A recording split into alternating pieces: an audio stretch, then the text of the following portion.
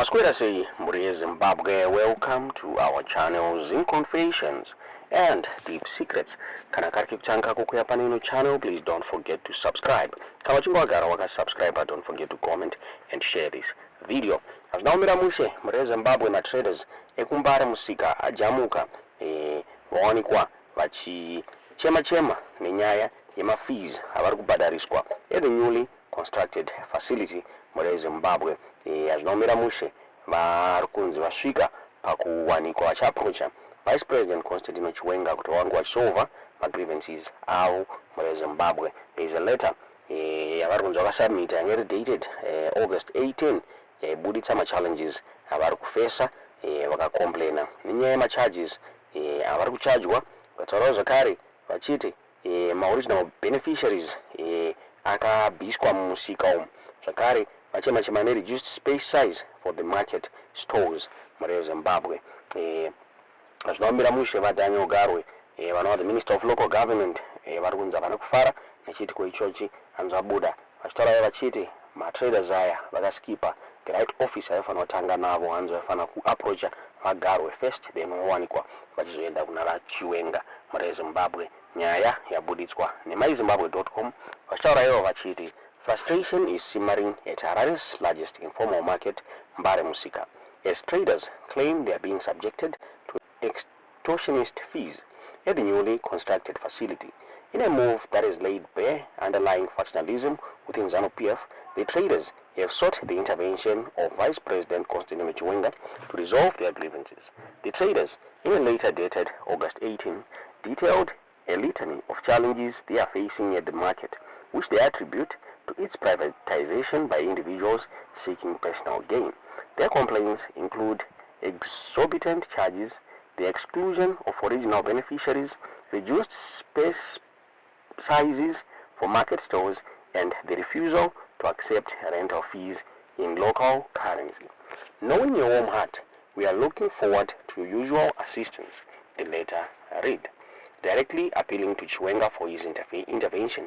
The letter was signed by Roderick Maposa, the Mbare Retail Market Chairman, Josiah Rovai, the Secretary, and Stephen Chopo, a security officer. Copies were also sent to Local Government Minister Daniel Garwe, Harare Provincial Affairs Minister Charles Tawengwa, and Harare Mayor Jacob Mafume. However, sources indicate that Garwe reacted with displeasure to the traders' decision to bypass his ministry and directly approach Chiwenga. Garwe is reportedly a key figure in the ZANU-PF's 2030 agenda, a campaign aimed at extending President Mnangagwa's rule beyond his constitutionally mandated terms.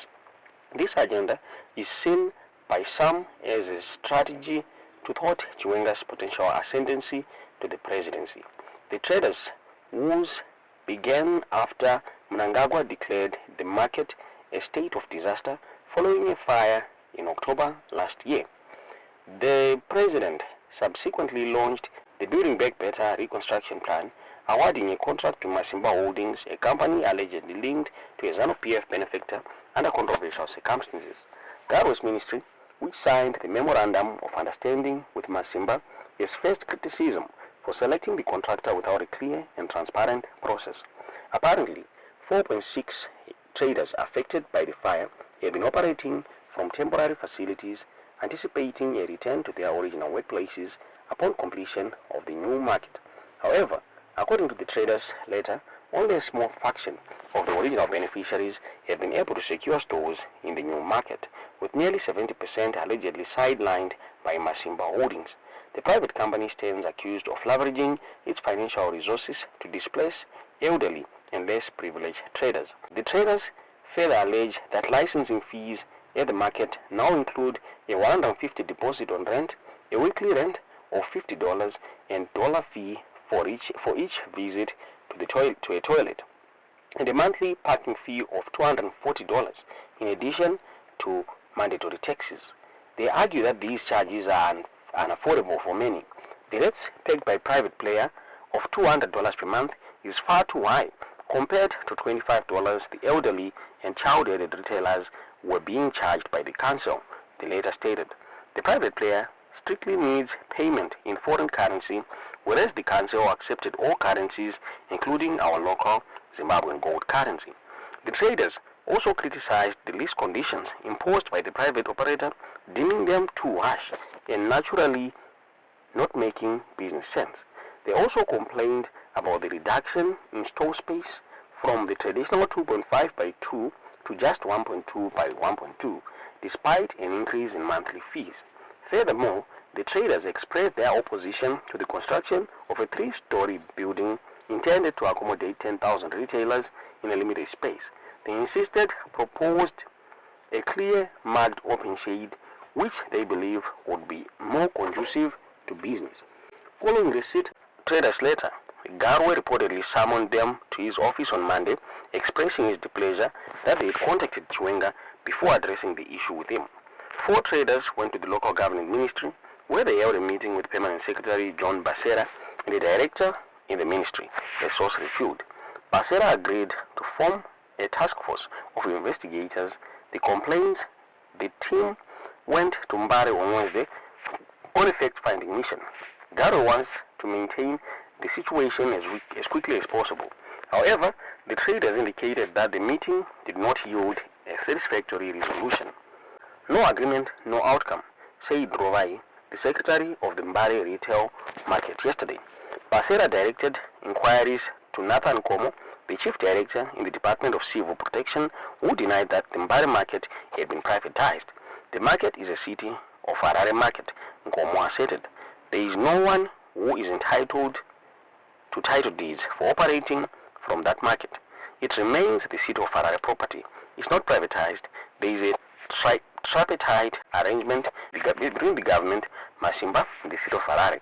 Nkomo also refuted claims of exorbitant fees, stating that the government had subsidized the fees for traders affected by the fire.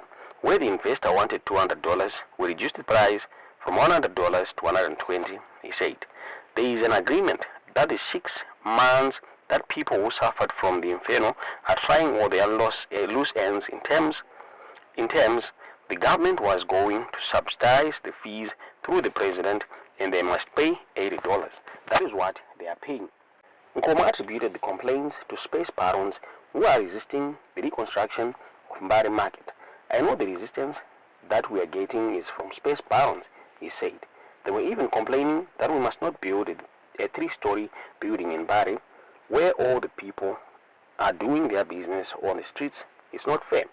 He added, now you can imagine how independent some of these tenants are now because they are now paying directly to the city of Harare. We must have sanity in Mbare. They don't want sanity. They last paid to the city of Harare a year ago. Well, how do you operate on council premises without paying? Garwe was unavailable for comment. The situation in Mbare highlights the challenges faced by informal traders in Zimbabwe, as well as the political undercurrents that often influence economic decisions. Chiwenga is widely considered a leading contender to succeed Mnangagwa, but faces opposition from within the ruling party, with some factions reportedly backing businessman Kudakwasheta Gurei for presidency. The traders' appeal to Chiwenga underscores the complex interplay of politics and economics in Zimbabwe's informal sector. Domabuditsirwa wakati kwa nyaya muri Zimbabwe, tingazive kuti munoona sei tudzeo zvamuri kufunga mu comment section.